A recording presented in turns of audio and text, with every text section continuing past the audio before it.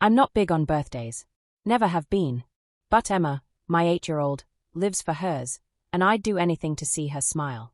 So here I am, the night before her 9th birthday, October 27th, 2025, scrambling to make tomorrow perfect. It's 11:47 p.m., and I'm in the living room of our little house outside Albany, stringing up fairy lights while Emma's asleep upstairs. The cake's done, chocolate, a little lumpy, but she'll love it.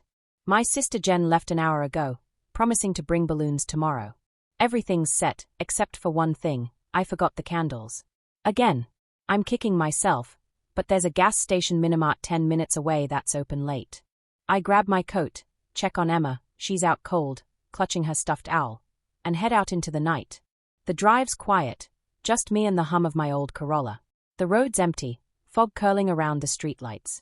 I'm halfway there when my headlights catch something, a sign, handwritten, stuck to a pole, birthday supplies, open now. An arrow points down a side road I've never noticed before. My GPS is blank, just a spinning wheel, but I'm desperate, so I turn. The road's narrow, gravel crunching under my tires, pines closing in like they're trying to hide something. I tell myself it's fine, just a shortcut, but my hands are tight on the wheel. The store's a shack, barely standing, with a single bulb flickering above the door. No neon, no hours posted, just a board that says Hollow's Goods. My gut's screaming to turn back, but I need those candles. Inside, it's worse. The air's thick, smelling like mildew and something sour, like spoiled milk. Shelves are crammed with weird stuff, dolls with missing eyes, jars of cloudy liquid, a stack of birthday cards so old they are curling. The fluorescent lights buzz, flickering every few seconds. There's no clock, just a counter with a cracked bell and a sign, take what you need. I find candles in the back, but they are not normal. They are black, heavy, with wicks that look like they've been burned before. No pink, no sparkles, nothing Emma would want. I grab a pack anyway, figuring I'll make it work. But when I turn around, the store feels bigger. The aisles stretch further, the shelves leaning in. The lights dim, and I hear it, a hum, low and steady, like a heartbeat. Not from the store, but from the candles in my hand. I drop them, and they hit the floor with a thud, heavier than they should be. Sarah, something whispers. My name, clear as day, but it's not a voice I know. It's coming from everywhere, the walls, the ceiling, the floor. I spin around, heart slamming in my chest, but there's no one. Just shadows, moving when they shouldn't. The hum's louder now, and the candles on the floor, they are upright, arranged in a circle, their wicks glowing blue.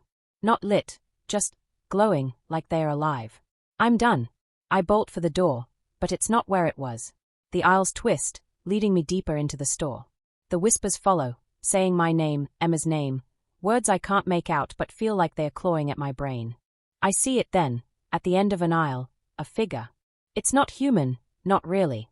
Too tall, too thin, its arms dangling like they are boneless. Its face is a blur, but its eyes. God, its eyes are just holes, black and bottomless, and they are locked on me. Take what you need, it says, its voice a chorus of whispers, and it points to the candles. I don't want them, don't want anything from this place, but my hand moves, like it's not mine, and picks one up. The wax is warm, pulsing, and I swear I see Emma's face in it, flickering like a reflection in water. I scream, throw it, and run, the store shaking around me. The door's there now, and I crash through it, stumbling into the gravel lot. My car's still there, thank God, and I drive, not looking back, the whispers fading but never gone. I don't go to another store. I get home, check on Emma, she's fine, still sleeping, and throw the fairy lights on brighter, like they'll keep whatever that was away. The next day, her birthday's perfect. She loves the cake, the presents, everything. I use matches instead of candles, tell her it's a new game. She doesn't notice, but I do. I keep hearing that hum, soft, in the back of my mind. And last night, when I took out the trash, I found it, a black candle, sitting on the porch. Its wick was glowing blue, and it felt like it was watching me. I buried it in the neighbor's bin, but I know it's not gone. It's waiting, and I'm terrified it's counting down to Emma's next birthday. I'm not someone who scares easily. I'm a single mom, I work long hours, and I've dealt with enough real-world problems to know fear is usually just your mind playing tricks. But last night, getting ready for Emma's 9th birthday, something happened that I can't explain, and it's got me jumping at every shadow. I'm telling you this because I need to get it out, to make sense of it, but I'm not sure I ever will. It was late, around 10 p.m., and I was in the kitchen, frosting Emma's birthday cake. The house was quiet.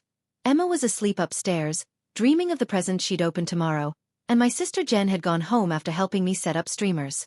The cake was chocolate, Emma's favorite, and I was trying to pipe her name in pink icing, my hands shaky from too much coffee. The windows were black, reflecting the kitchen light, and the only sound was the hum of the fridge. I'd forgotten to buy candles, which was eating at me, but I figured I'd hit the store first thing in the morning. Then I heard it. A tap. Soft, like a finger on glass, coming from the window behind me. I froze. Icing bag still in my hand. Our house is on a quiet street, backed by woods, and nobody comes around this late. I told myself it was a branch, the wind, maybe an animal. But it came again, tap, tap, deliberate, like someone was testing the glass. My heart kicked up, and I turned, half expecting to see nothing. But there was something. A face. Pressed against the window. It wasn't human, not really. Too pale, like it had never seen the sun, with eyes that were just holes black and endless. Its mouth was a thin line, stretched too wide, like it was trying to smile but didn't know how. It didn't move, just stared, its head tilted at an angle that made my skin crawl. I dropped the icing bag, the pink frosting splattering on the floor. I wanted to scream, but my throat locked up. The thing tapped again, its long bony finger hitting the glass, and the sound was louder now, echoing in my head like a drum. "Sarah," it whispered, my name slithering through the window, though the glass was shut tight. The voice wasn't right. Too many voices layered together, some high, some low, all wrong. I stumbled back, knocking over a chair. The lights flickered, and the room got cold, so cold my breath fogged. I glanced at the stairs, thinking of Emma, praying she was still asleep. I had to get to her, had to make sure she was safe. I grabbed a knife from the counter, not sure what I thought I'd do with it, and edged toward the window, keeping my eyes on that thing. Its head tilted further, almost upside down, and its mouth opened, showing teeth like slivers of glass. "Emma," it said, and my blood turned to ice. It knew her name. It knew my daughter's name. I don't remember moving, but I was at the window, slamming the curtains shut. The tapping stopped, but I could feel it still there, its presence heavy, like it was pressing against the house itself. I ran upstairs, my heart pounding so hard I thought it'd burst. Emma was in bed, sleeping, her stuffed dinosaur clutched tight. I checked the windows, locked them all, but when I looked out her bedroom window, I saw it again. Down in the yard, standing under the streetlight. It was tall, too tall, its limbs too long, bending wrong. It didn't move, just stared up at me, those empty eyes locked on mine. I yanked the curtains closed and sat by Emma's bed all night, the knife in my hand, listening for that tap. It didn't come again, but I heard whispers. My name, Emma's name, words I couldn't make out, like they were coming from inside the walls. When morning came, the house felt normal again, the sun too bright, the birds too loud. I checked the yard. Nothing. No footprints, no signs. I told myself it was a dream, a hallucination from stress. But when I went back to the kitchen, there was a candle on the counter. Black, slick, like it was made of something alive. I hadn't bought it. I hadn't seen it before. Its wick was unlit, but the wax was warm, and there was a faint mark on it, like a fingerprint that wasn't mine. I threw it in the trash, buried it deep, and got new candles from a store in town. Bright pink ones, like Emma wanted. Her birthday was perfect.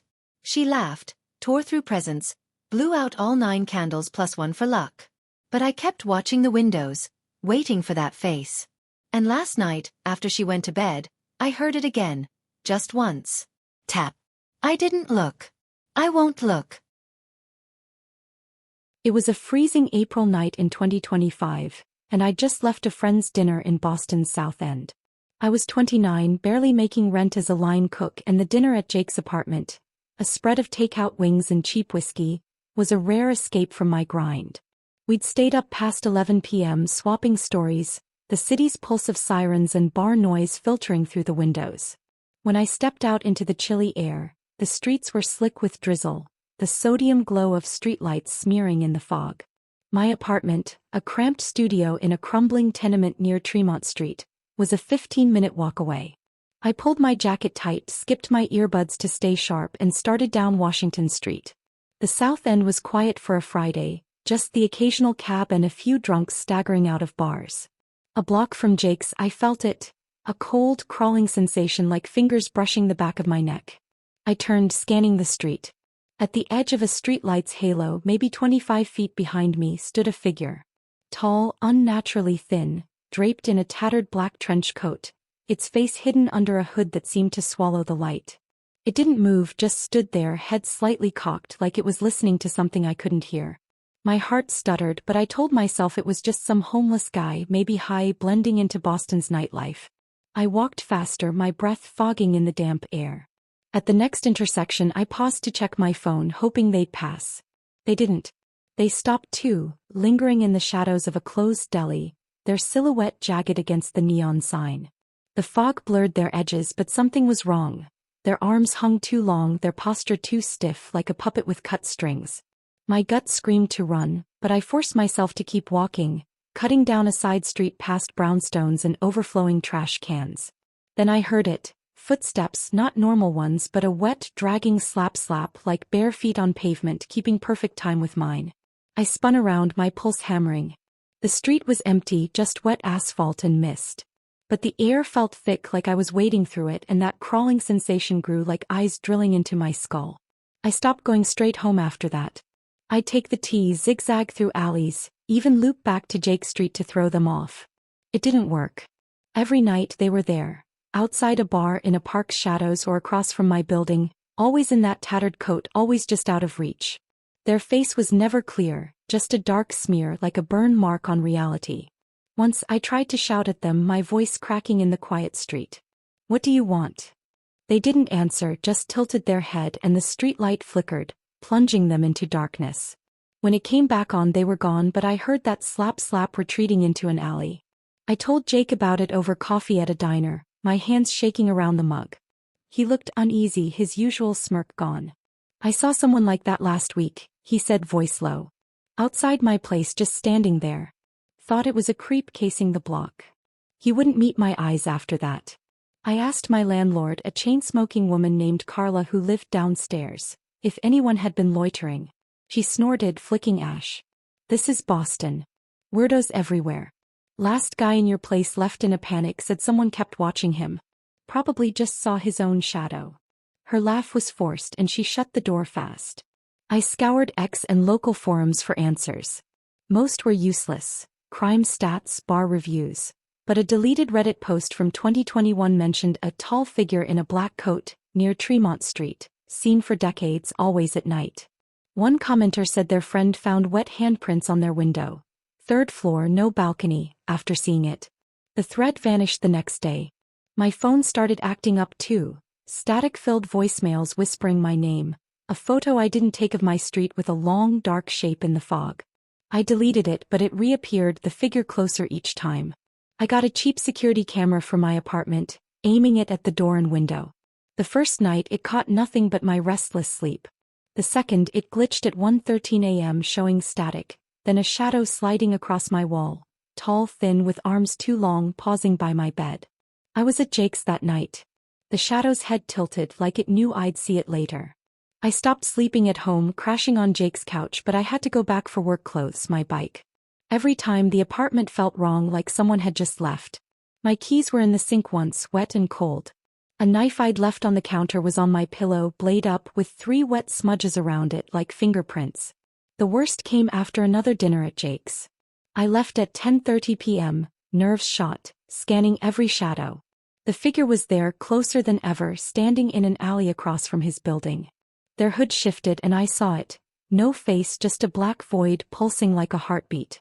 I ran, my sneakers slipping on wet pavement, the slap-slap of their footsteps chasing me, faster now, closer.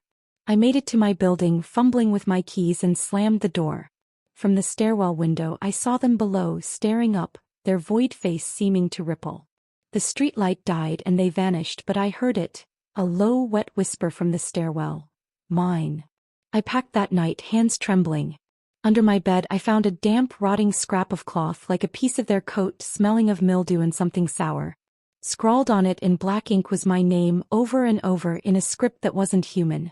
I burned it in the alley, left my keys with Carla and fled to a motel.